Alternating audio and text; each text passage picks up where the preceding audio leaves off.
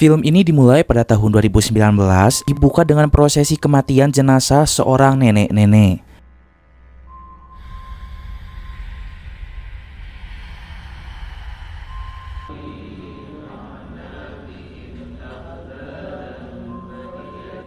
Nenek tersebut bukanlah nenek biasa karena dia punya saka, yaitu jin peliharaan yang mampu melindungi keluarganya.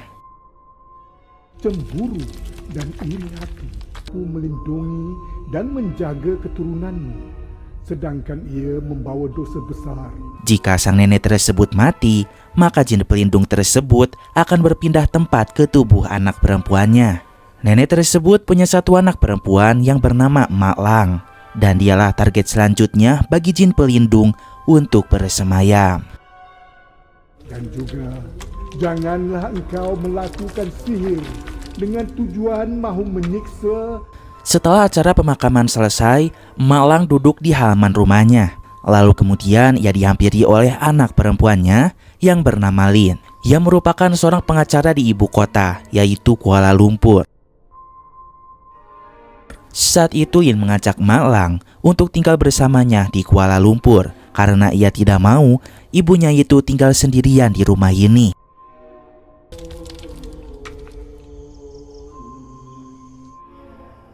Mak ikut Lin balik KL je. Namun Mak Lang tidak mau. Ia lebih memilih untuk tetap ada di sini. Ia tidak akan pernah meninggalkan desa ini.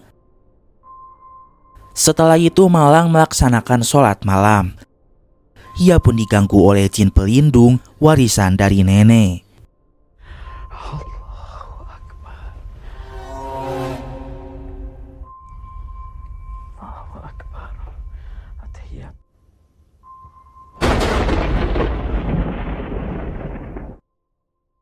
Dan tiba-tiba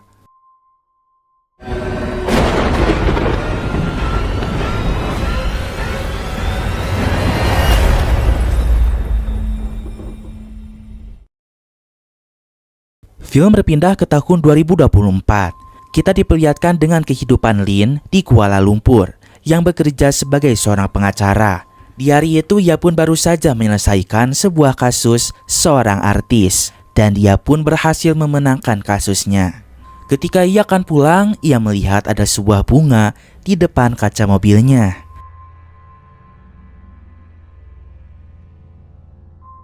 Entah kiriman siapa bunga tersebut, namun ia pun tetap mengambilnya.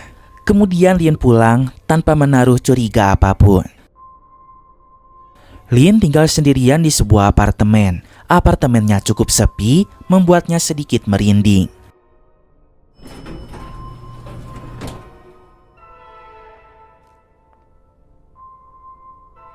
Saat naik lift, ia pun mengalami kejadian aneh, di mana ternyata jin penjaga warisan dari sang nenek mulai menghantui Lin juga, sehingga ia selalu berpikir yang aneh-aneh.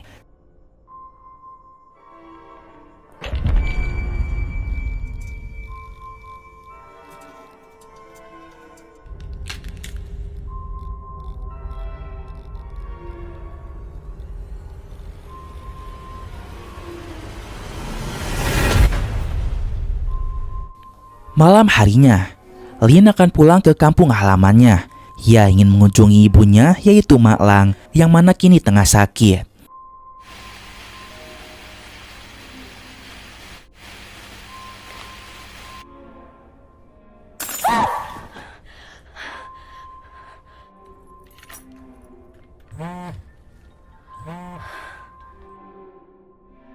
Ketika Lin di perjalanan, ia pun melihat ada sosok orang di tengah jalan.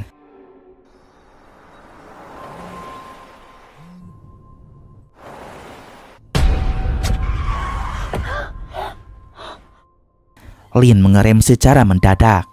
Kemudian setelah dicek, orang tersebut tidak ada.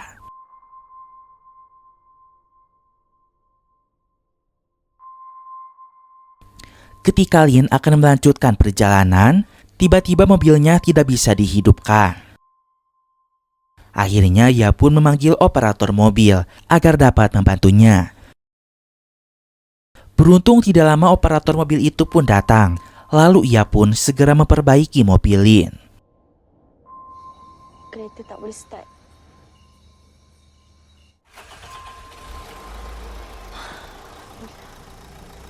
Tetapi di saat itu, sang operator melihat makhluk halus, sesosok hantu wanita.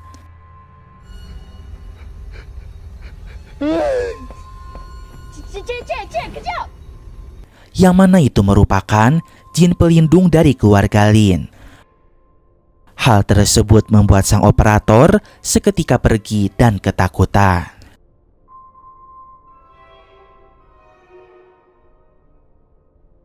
Lin kemudian melanjutkan perjalanannya. Lalu ia pun bertemu dengan teman semasa kecilnya, yaitu Hafiz, yang merupakan seorang pemuda soleh di kampung tersebut. Lin, Assalamualaikum. Waalaikumsalam. Baru sampai ke? Nak balik tengok mak. Sekarang Malang dirawat di sebuah panti jompo. Semenjak gangguan selepas sholat malam di tahun 2019 lalu, Malang menjadi berperilaku aneh, di mana terlihat pada saat itu para perawat khawatir melihat Malang berusaha menggapai seorang cicak, lalu memakannya. Lin, macam mana dengan Mak Lang? Mak, kenapa di atas katil ni? Mona dah puas pujuk Mak Lang. Selain itu, Malang sering berkata melihat sosok perempuan berambut panjang. Yang mana mungkin itu adalah jin pelindung warisan dari nenek. Malang menyuruh makhluk itu untuk pergi dan seketika ia mengamuk. Kenapa dia datang dekat? Mak, tak ada siapa lah.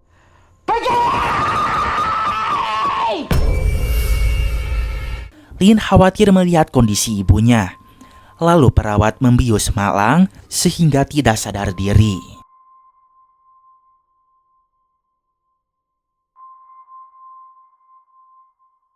Kemudian Lin berbincang dengan seorang suster bernama Mona. Dia merupakan salah satu teman kecil Lin yang ada di kampung tersebut juga. Di saat itu, Lin ingin mengatakan jika ia ingin membawa ibunya keluar dari panti ini, karena ia ingin merawat ibunya sendirian. Karena ia pikir ibunya itu sakit bukan karena hal medis, melainkan karena hal mistis. Maka dari itu ia pun ingin merawat ibunya sendirian dan meminta bantuan kepada orang pintar. Namun Mona mengatakan jika Lin tidak bisa melakukan hal itu sebelum ia mendapatkan izin dari dokter. Kemudian Lin bertemu dengan Dokter Azim, dokter pengganti yang merawat ibunya selama ini. Malang? Saat dokter mengecek keadaan Mak Lang, Lin pun mengatakan keinginannya untuk membawa Mak Lang keluar dari panti tersebut. Namun dokter tak menjawab perkataan Lin.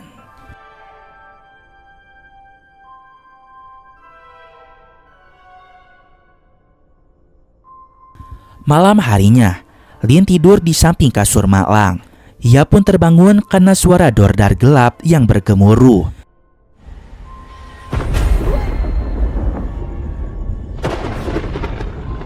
Ia terkejut melihat ibunya tidak ada di atas kasur. Mak.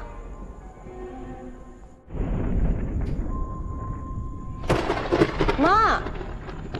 Lin berusaha mencari ibunya. Ia melihat sang ibu sedang berjalan di luar panti ini.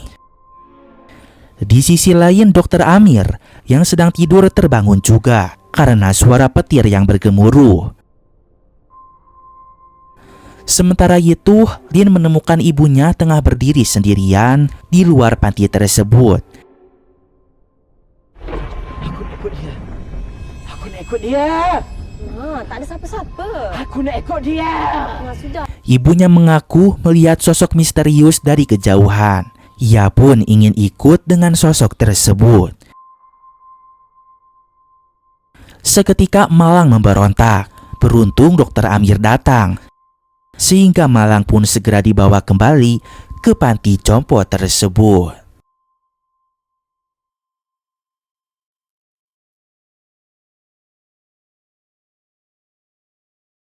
Setelah itu Dr. Amir memberikan riwayat kesehatan Mak Lang. Ia mengatakan jika keadaan Mak Lang semakin parah. Dia mengalami delusional dan penyakitnya ini semakin diperparah dengan adanya tekanan jantung dan juga kolesterol. Awak tak rawat ke mak saya? Tetapi Lin menentang hal tersebut. Ia percaya apa yang dialami oleh ibunya itu bukan disebabkan oleh hal medis, tetapi ada gangguan gaib. Awak tak tengok ke tadi macam mana mak saya meracau? Mata batin mak saya boleh tengok benda lain yang korang semua tak boleh tengok. Lin bersikeras ingin membawa pulang ibunya dari panti ini seluruh dan merawatnya sendirian. Di sisi lain, teman semasa kecil Lin sedang berzikir di halaman rumahnya. Ia teringat dengan kejadian tadi, di mana saat menyapa Lin di tengah jalan, dia sempat melihat penampakan perempuan berambut panjang di sebelahnya Lin. Ia pun berdoa agar tidak terjadi hal buruk kepada Lin.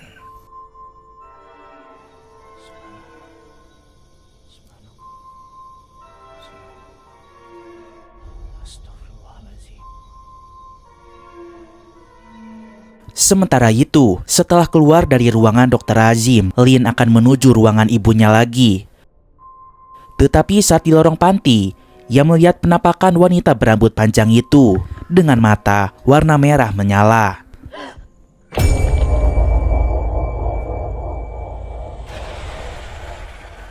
Lin berusaha mengikuti sosok seram tersebut. Ia naik ke lantai 2.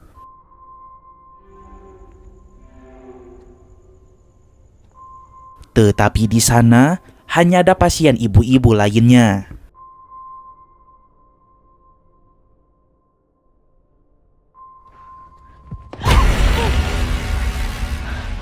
Lin menanyakan kepada Suster Mel tentang sosok yang ia lihat tadi. Tetapi Suster Mel tak melihat sosok tersebut.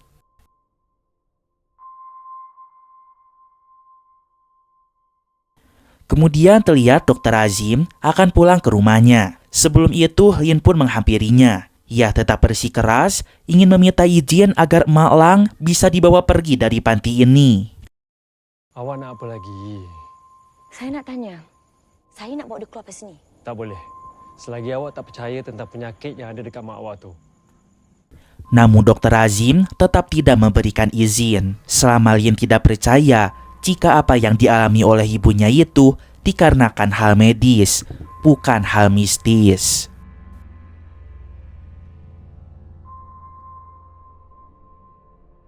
Keesokan harinya, Lin mendatangi rumah lama milik keluarganya. Rumah itu sudah terbengkalai karena 4 tahun tidak dihuni.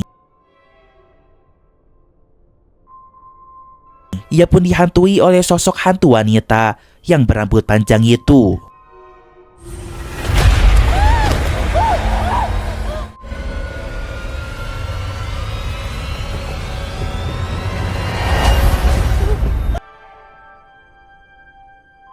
Tidak lama datanglah Hafiz ke rumah tersebut karena ia mendengar suara teriakan Lin.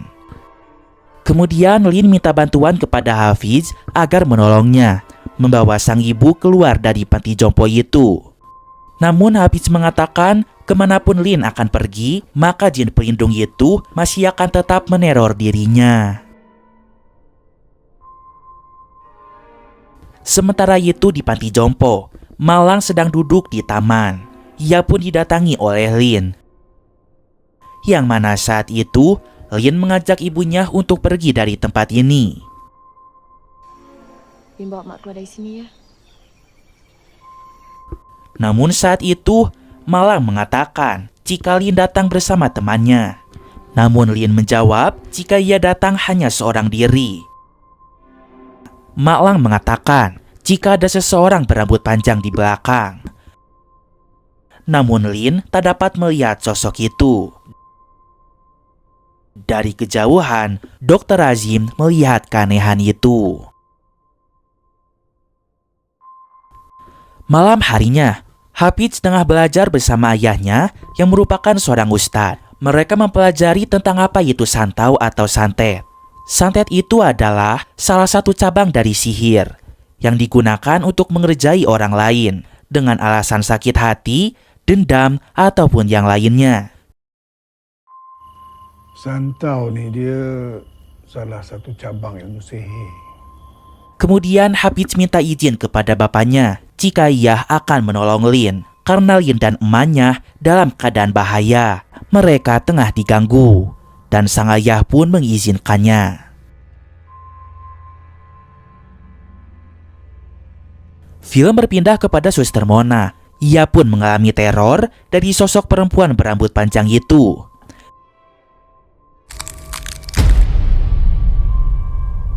Kemudian Mona melaporkan hal tersebut kepada Dr. Azim. Ia pun mengatakan jika sebaiknya Malang diperbolehkan pergi dari panti ini, supaya tidak ada lagi gangguan-gangguan mistis. Lebih baik kita biarkan Lin bawa Mak Lang keluar dari sini. Mona, cukup. Tetapi dokter malah memarahinya.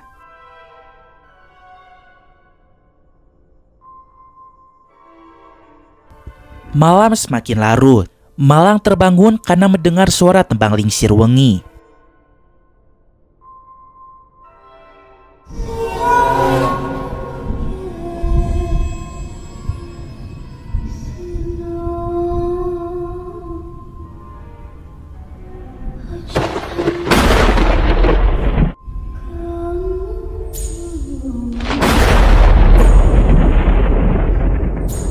Begitu pula dengan Lin. Ia terbangun karena mendengar suara tertawa.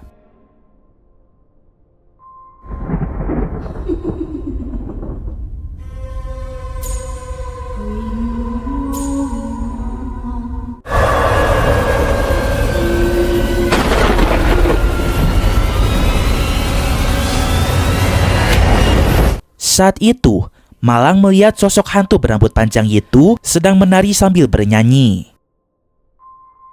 Sementara itu, Lin sangat terkejut karena tiba-tiba dia berada di alam lain dan dia melihat sosok yang mirip seperti dirinya. Tapi ternyata itu hanyalah mimpi. Setelah itu, Lin mendengar suara dari dalam lemari.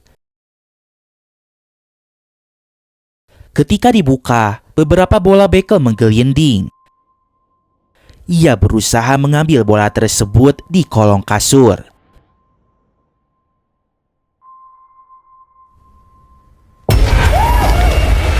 Dan ia sangat terkejut melihat hantu berambut panjang itu di atas kasur.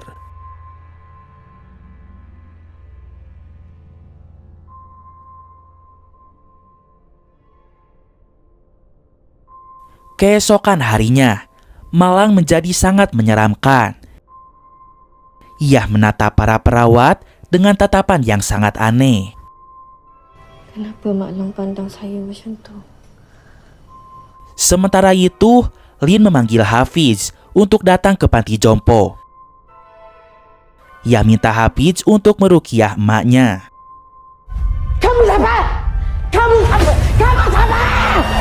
Bismillahirrahmanirrahim. Di saat itu, Malang dibacakan ayat kursi. Allahu la ilaha illa huwal hayyul qayyum. La ta'khudhuhu sinatun wa la naum. Jin di dalam tubuhnya mulai bereaksi. Namun, ia malah mengikuti bacaan ayat kursi.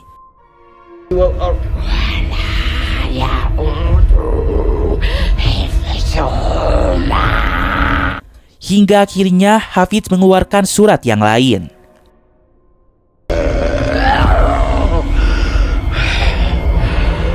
Jangan ganggu aku. Adegan ruqyah pun terlihat sangat menegangkan. Dr. Azim melihat hal itu dari kejauhan.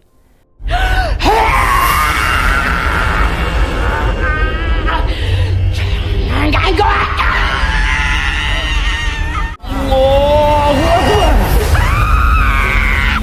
Hingga akhirnya ibu tidak sadar diri. Setelah itu, Hafiz pun memberikan air doa kepada Lin, kemudian menyuruhnya untuk diberikan kepada Mak Lang. Malam semakin larut, teror mulai menyebar kepada suster di panti jompo.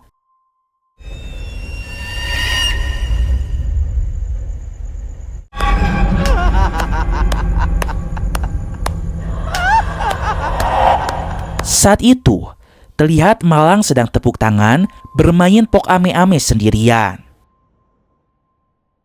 Seorang suster merinding melihat hal tersebut. Malang.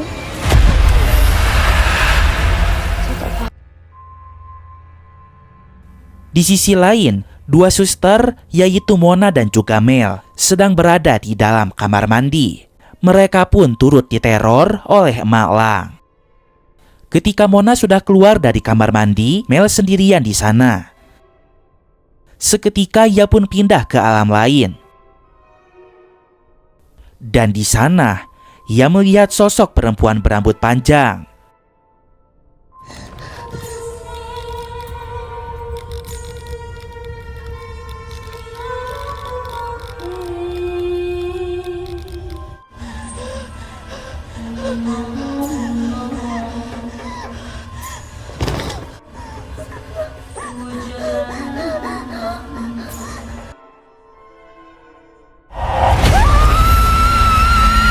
Namun tiba-tiba semuanya menghilang dan pintu kamar mandi sudah terbuka lagi. Malam semakin larut. Saat itu Lin memutuskan untuk membawa ibunya keluar dari panti jompo. Walaupun Dr. Azim melarangnya, tetapi Lin tetap bersikeras akan membawa ibunya pergi.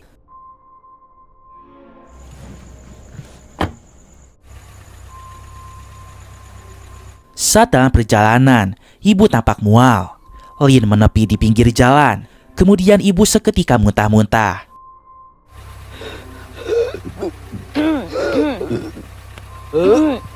Tetapi ternyata Mak Lang yang asli masih ada di dalam mobil.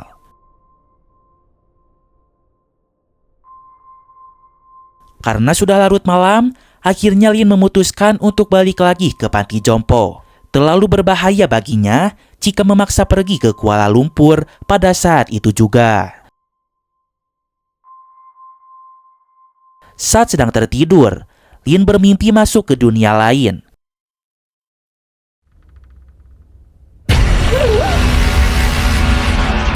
Namun, ia pun terbangun karena suster Mona masuk ke kamarnya. Mona memberi kabar jika Mak Lang menghilang. Lin segera datang ke rumah Hafiz untuk meminta bantuan. Mereka pun segera bergegas mencari Mak Lang. Setelah dicari-cari, ternyata Mak Lang ada di pinggiran hutan. Saat itu Mak Lang sudah dirasuki oleh jin pelindung. Jin itu mengatakan sudah membuat perjanjian dengan keluarga Lin. Dia sudah ada sebelum Lin lahir. Akan tetapi, Hafiz membalas apabila jin tidak boleh bersatu dengan manusia. Sebelum jasadmu tumbuh, aku sudah menjaga keluarga ini. 700 tahun aku bersumpah darah dengan keluarga ini. Saat itu Malang tiba-tiba menghilang. Hafiz melempar butiran garam dan ia pun menemukan di mana Malang berada. Lalu Hafiz membaca doa-doa.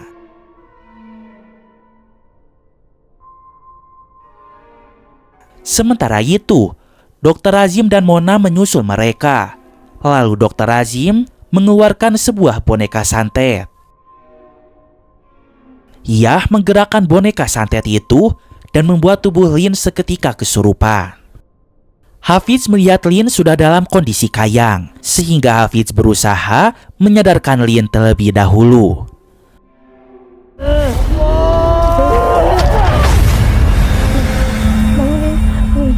Setelah Lin sadar, Hafiz kembali menghadapi Mak Lang. A'udzubillahi minasyaitonirrajim. Bismillahirrahmanirrahim. Apa hasibtum annama khalaqat Allahu Akbar. Namun nahas, setelah jin keluar dari tubuhnya, Malang pun seketika meninggal dunia.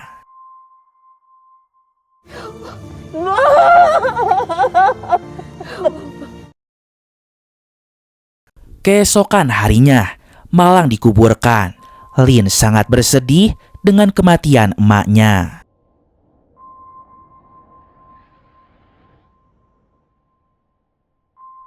Beberapa hari Lin belum bisa menerima kepergian sang ibu. Ia selalu dikuatkan oleh Mona sahabatnya.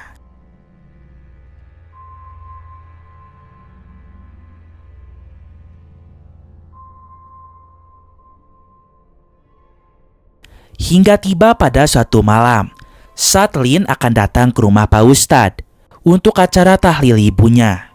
Dia pun diganggu oleh hantu berambut panjang itu lagi.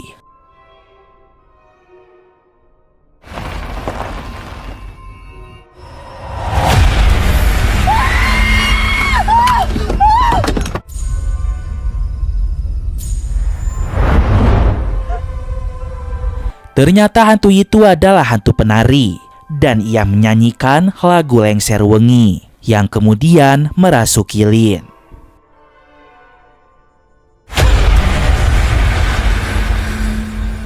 Sementara itu, Amir sedang melakukan ritual penyembahan kepada setan sulur, yang ternyata dialah yang telah mengirim hantu penari itu kepada Lin. Samsara, mantra dan yantra, aku goncang jasad dan seluruh samsara.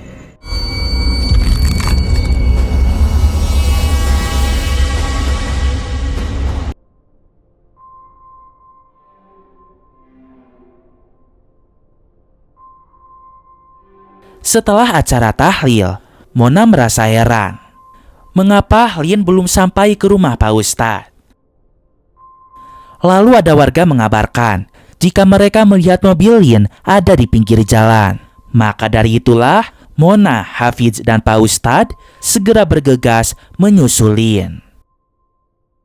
Namun sebelum itu, Hafiz melihat Dr. Azim sedang bersembunyi di belakang pohon. Kemudian ia pun menghampirinya.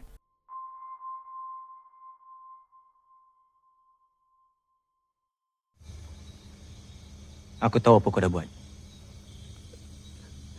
Hafiz mengetahui Dr. Azim yang telah mengganggu keluarga Lin dengan ilmu santetnya. Pada saat itu, Dr. Azim pun mengakui perbuatannya. Dia memang sengaja menyantet Lin karena ia ingin Lin menderita. Ternyata saat dulu, Dr. Azim dan Lin pernah punya hubungan lebih. Namun mereka pun berpisah sulur. Dr. Azim sakit hati. Ia tidak terima. Kemudian mempelajari ilmu hitam untuk menyantet Lin. Ia mengirim santet itu dengan perantara bunga mawar yang Lin bawa sampai ke apartemennya itu. Sementara ia mengirim santet kepada Mak Lang melalui minuman-minuman selama dia dirawat di panti jompo.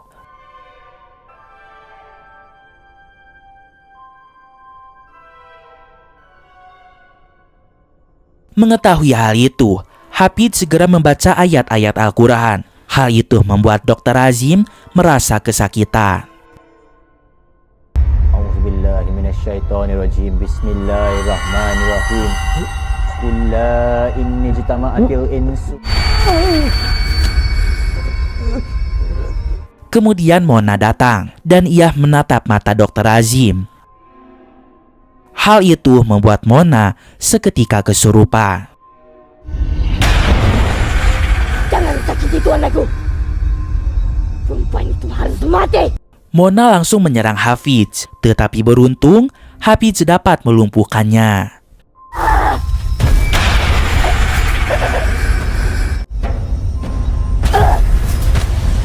Namun, tiba-tiba Hafidz diserang oleh Dr. Azim dari arah belakang.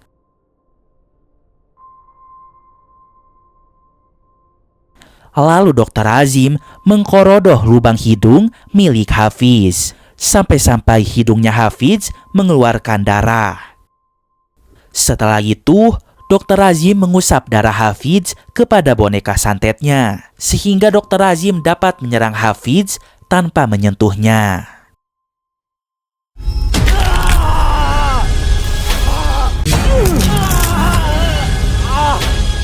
Ketika Hafiz menderita, di saat itu Mona bangkit, lalu memukul kepala Dr. Azim. Dr. Azim mengusap kepalanya dan ternyata mengeluarkan banyak darah. Dr. Azim hanya tersenyum dan akan menyerang Hafiz lagi. Kemudian ia pun akan mematahkan kepala boneka santet agar Hafiz dapat mati. Namun nahas, malah Dr. Azim sendiri yang mati selur. Sebab dokter tak sengaja mengoleskan darahnya ke boneka santet tersebut. Jadi dia mati di tangannya sendiri. Setelah itu, Hafiz dan ayahnya segera menghampiri Lin yang tengah kesurupan. Ternyata selama ini Lin dan Maklang diteror oleh jin kiriman dari Dr. Azim, bukan diteror oleh jin pelindung keluarganya. Hafiz serta ayahnya sangat berusaha untuk memusnahkan jin jahat tersebut.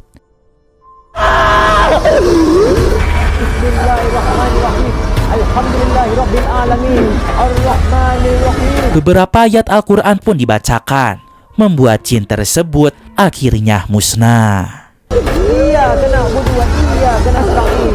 Ihdinas siratal mustaqim. Aku wakil perempuan ini. Mulai saat ini aku putuskan segala perjanjian dan ikatan. Allahu Akbar.